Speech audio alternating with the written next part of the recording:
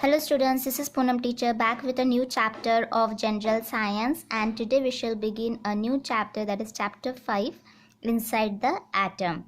We have already discussed into our previous chapters the structure of an atom, and here we shall study all these things into detail. So the first question which is arised in your book is, what is meant by matter? So matter is any substance or anything which will have mass and volume. Now, what do you understand by mass?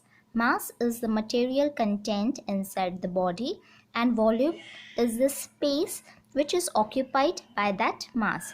So, anything that has mass and volume is known as matter, and the smallest indivisible particle of any matter is known as an atom. So, what is the smallest unit of matter? That is an atom for sure. And we have already discussed the structure of atom into previous chapter, so let's revise it. See, this is the structure of an atom. Every atom will have centrally located nucleus like this, and there are going to be like this energy shells. Inside the nucleus there are going to be two particles, that is protons and neutrons. So protons will carry positive charge and neutrons are going to be chargeless, while these electrons which are fitted into various energy shells, these are going to be the electrons, and this will carry the negative charge. So like this, always the number of protons and the number of electrons into an atom is going to be equal, and that is why the atom is going to be electrically neutral, because the total positive charge on the protons will balance the total negative charge on the electrons, as the number of protons and electrons into an atom is same or it is equal. So that is why the atom is going to be electrically neutral. Now every matter is made up of atom. So this kind of atom, when comes collectively, or the atom of same or the different elements when comes together, it results into formation of a molecule. So what is molecule? Molecule is the part of a compound. We know various kinds of compound into our day-to-day life, like sodium chloride, that is our common salt, whose molecular formula is NaCl.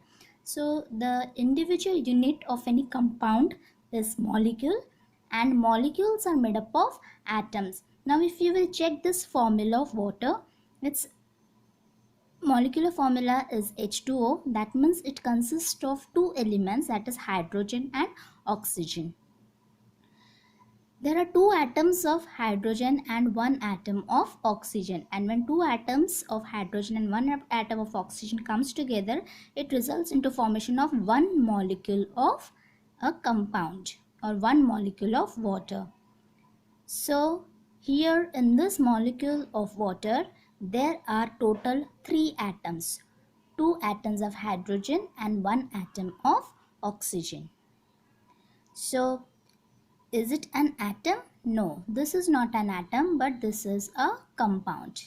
Yes, but it is a molecule, one molecule of compound water.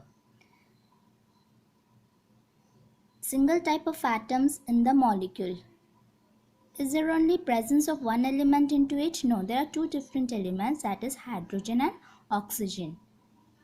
So different types of atoms are present into this molecule of water.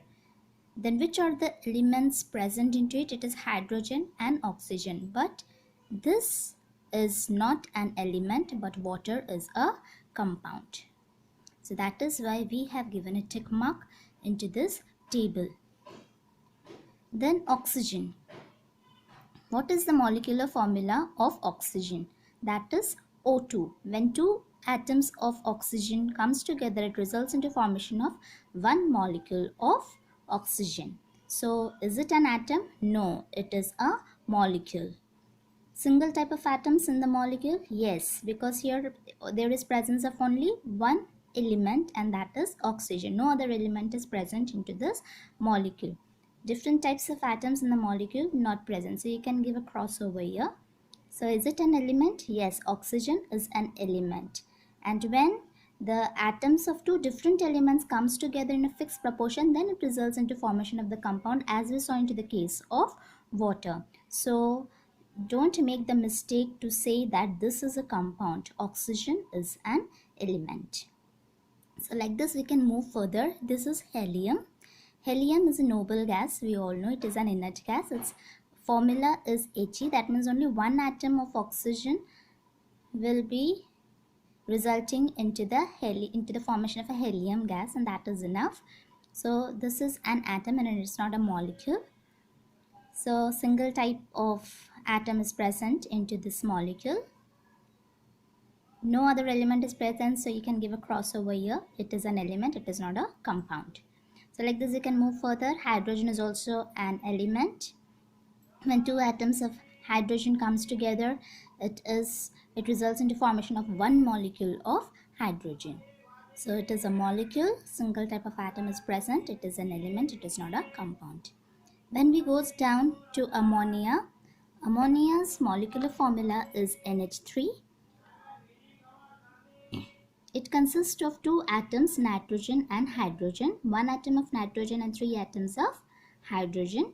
So this is one molecule of ammonia. So it is not an atom, but it is a molecule.